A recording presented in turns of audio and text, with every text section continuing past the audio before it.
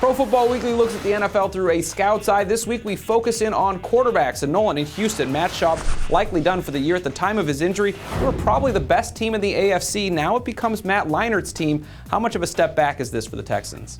Matt Schaub is a good quarterback. He's not a great quarterback, so I don't think you're trying to replace an elite quarterback. And I think Leinert's a guy that could dink and dunk.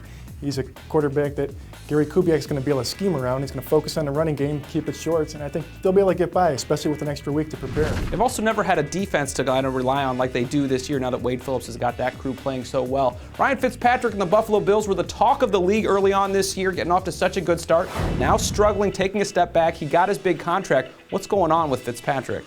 Well, one, he doesn't have a great arm, and you play up in the East where the winds are strong, and you got to deal with the elements. I think it's going to be difficult for him always in November and December. But the other issue is that offensive line has been terrible. If you watched last week against Dallas, they just got destroyed. Now you look at Eric Wood going on IR, you look at Demetrius Bell being out, Eric Levitri's going to have to move inside. I think it's going to be even weaker on the outside. I expect him to continue to get harassed in the pocket. You talked about Leinart getting help with his defense there. No help for Fitzpatrick from that Bills defense. They just got torched by Tony Romo. Phillip Rivers has been a kind of a quandary all year long, trying to figure out what's going on with him. He's throwing picks left and right, just not putting up the numbers we're used to seeing. What's the problem with Phillip Rivers?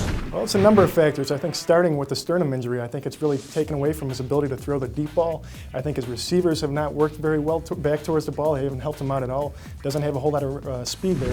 I think if you look at his mechanics, they've really struggled as well. So, he's got a lot to overcome this season, and I think there's a chance that, the year may start going down at this point in his career. Antonio Gates has been hurt. Malcolm Floyd was hurt. Vincent Jackson hasn't played particularly well the last few weeks. But Phillip Rivers, just the throws don't look like the Rivers we've seen in years past. That's how we see things through a scout's eye. For the best coverage of the NFL, check us out at ProFootballWeekly.com.